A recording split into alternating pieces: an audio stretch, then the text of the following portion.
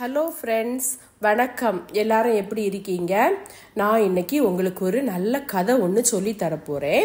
அந்த கதை என்னன்னா, நம்ம எப்படி பொறுமையாக இருக்கணும், பொறுமையாக இருந்தால் எவ்வளோ ஆசீர்வாதங்களை நம்ம பெற்றுக்கொள்ளலாம், வாழ்க்கையில் எவ்வளோ சக்ஸஸாக நம்ம வாழலாம் அப்படின்னு சொல்லக்கூடியதான கருத்தை கொண்ட ஒரு கதை தான் நான் உங்களுக்கு சொல்ல போகிறேன். இன்னைக்கு எனக்கு பிறந்த நாள். உங்கள் ப்ரேயரோடு என்னை ப்ளஸ் பண்ணுங்க எல்லாரும். வாங்க நம்ம ஸ்டோரி கேட்கலாம். ஒரு ஊர்ல ஒரு பெரிய செல்வந்தர் இருந்தாரு. அவருக்கு நிறைய பொண்ணு பொருள், ஆடு மாடு ஒட்டகம் அப்படின்னு சொல்லிட்டு நிறைய செல்வம் இருந்துச்சு. அவருக்கு 7 ஆண் பிள்ளைங்களும் 3 பெண் பிள்ளைங்களும் இருந்தாங்க. ரொம்ப பெரிய செல்வந்தராக இருந்தார்.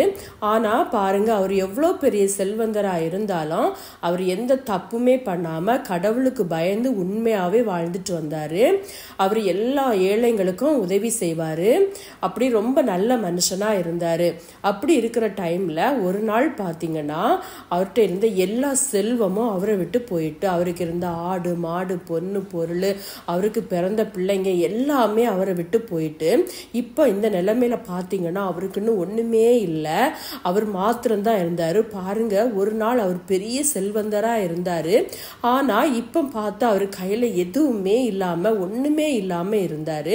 அப்படி அவர் ரொம்ப கஷ்டமான நேரத்தில் பார்த்தீங்கன்னா அவருக்கு உடம்பு மொத்தமாக நிறைய புண்ணு ஆயிட்டு, அப்படி அதை வச்சு ஒரு ஓடை வச்சு அவரு புண்ணை சொரிஞ்சிட்டே இருந்தாராம். அப்படி ரொம்ப கஷ்டப்பட்டுட்டே இருந்தாரு. அப்படி இருக்கிற டைம்ல ஒரு நாள் அவங்க மனைவி சொல்லுவாங்க, நீ ஏன் இப்படி கஷ்டப்பட்டுட்டு இருக்கிற, நீ கடவுளே இல்லை அப்படின்னு சொல்லிட்டு நீ செத்து போயிரு அப்படின்னு சொல்லிட்டு அவங்க மனைவி சொல்லுவாங்க. ஆனா அந்த செல்வந்தர் சொல்லுவாரு, இல்லை இல்லை, நீ ஏன் இப்படி பைத்தியக்காரி மாதிரி பேசுற, கடவுள் நமக்கு எவ்வளவு செல்வம் தரும்போது நம்ம எவ்வளவு சந்தோஷமா இருந்தோம், இப்ப மாத்திரம் என்ன, அத நீ கடவுளை ஒண்ணுமே சொல்லக்கூடாது, நம்ம நன்மை எல்லாமே நம்ம பெற்றுக்கொள்ளும் போது சந்தோஷமா இருந்தோமா, அதே போல கஷ்டமான இந்த நேரத்துல நம்ம சந்தோஷமா இருக்கலாம் அப்படின்னு சொல்லிட்டு மனைவியை தண்டிச்சு அனுப்பிடுவாரு. இப்படி அந்த செல்வந்தர் கடவுளுக்கு விரோதமா ஒண்ணுமே பேசாம ரொம்ப நல்ல மனுஷனாவே இருந்துட்டு இருந்தாரு. ஒரு நாள் பாத்தீங்கன்னா அவங்க நண்பர்கள் எல்லாம் இந்த பெரிய செல்வந்தர் ரொம்ப கஷ்டத்துல இருக்கிறார் அப்படின்னு சொல்லிட்டு அறிஞ்சிட்டு அவரை பாக்குறதுக்காக இவருக்கு இடத்துக்கு வருவாங்க. தூரத்துல இருந்து பார்க்கும்போது இந்த செல்வந்தரை அவங்களுக்கு அடையாளமே தெரியல. அப்படி ரொம்ப மெலிஞ்சி ரொம்ப ஆள் அடையாளம் தெரியாமலே இருப்பாரு. அவரை பார்த்தோன்னே இந்த நண்பர்களுக்கெல்லாம் ரொம்ப கவலை ஆயிட்டு ரொம்ப சத்தமா அழுவாங்க. எவ்வளோ பெரிய செல்வந்தனா இருந்த நீ இன்னைக்கு இவ்வளோ ஒரு மோசமான நிலைமைக்கு ஆயிட்டே அப்படின்னு சொல்லிட்டு அவங்க நண்பர்கள் எல்லாம் நல்ல சத்தமா அழுவாங்க. இப்படி நிறைய நாள் அந்த செல்வந்தரோடு அவங்க துணையா இருப்பாங்க. நாள் போக போக அந்த நண்பர்கள் எல்லாம் இந்த மனுஷன்ட்ட சொல்லுவாங்க, இந்த செல்வந்தரை பார்த்து சொல்லுவாங்க, இல்ல இல்ல, நீ ஏதோ தப்பு பண்ணி இருக்கிற, வெளியில நல்லவனை போல நீ வேஷம் போட்டுருக்கிற, எல்லாருக்கும் நன்மை செய்யறது போலயும் நீ கடவுளுக்கு பயந்தது போலயும் ஏதோ நீ வேஷம் போட்டுட்டு இருக்கிற, இல்லைன்னா ஆண்டவர் உனக்கு இவ்வளோ பெரிய தண்டனை எல்லாம் கிடைச்சிருக்கவே செய்யாது, இப்படி பாரு ஒண்ணுமே இல்லாம தானே நீ இருக்கிற, இவ்வளோ பெரிய தண்டனை உனக்கு ஏன் வந்தது, நீ எல்லாருக்கும் தெரியாம நிறைய பாவம் பண்ணியிருக்கிற அப்படின்னு சொல்லிட்டு அவங்க நண்பர்கள் சொல்லுவாங்க. ஆனா அந்த மனுஷன் எதுவுமே அவங்க ஃப்ரெண்ட்ஸ் கிட்ட எல்லாம் சொல்லவே மாட்டாரு. அந்த ஃப்ரெண்ட்ஸுக்காகவும் அவர் என்ன செய்வாருன்னா கடவுள்கிட்ட ப்ரேயர் பண்ணுவாரு. அவங்க தெரியாம பேசிட்டாங்க, அவங்கள மன்னிச்சுக்கோங்க அப்படின்னு சொல்லிட்டு. அவ்வளவு பெரிய நல்ல மனுஷனா அந்த செல்வந்தர் இருந்தாரு. இப்படி இருக்கும்போது கடவுள் ஒரு நாள் இந்த மனுஷனை, இந்த செல்வந்தனை பார்ப்பாரு.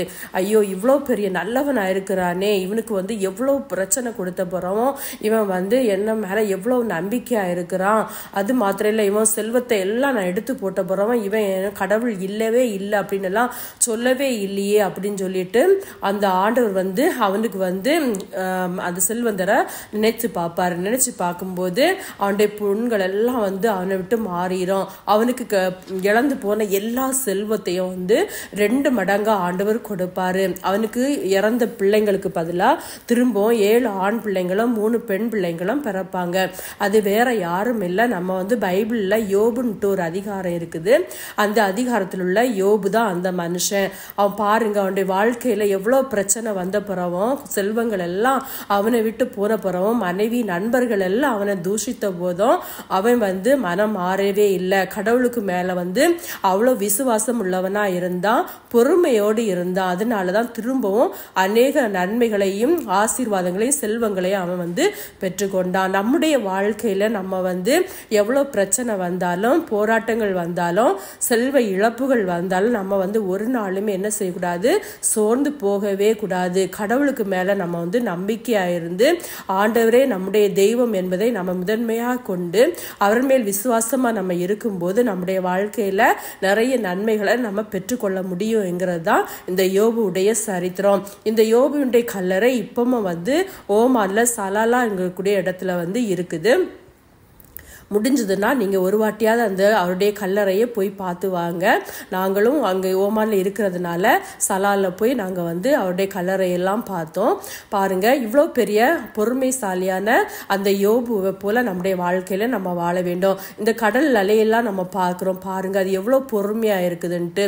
அது பொறுமையை இழந்துன்னா நம்ம இந்த பூமியே இல்லாமலே ஆயிரும். அந்த கடல் வந்து எவ்வளோ பொறுமையாக இருக்குதோ அதே போல நம்முடைய வாழ்க்கையிலும் பொறுமையாக இருக்கணும். இந்த யோபு போல நம்முடைய வாழ்க்கை நம்ம பொறுமையா இருக்கும்போது நம்முடைய வாழ்க்கையில நிறைய நன்மை பெற்றுக்கொள்ள முடியும்.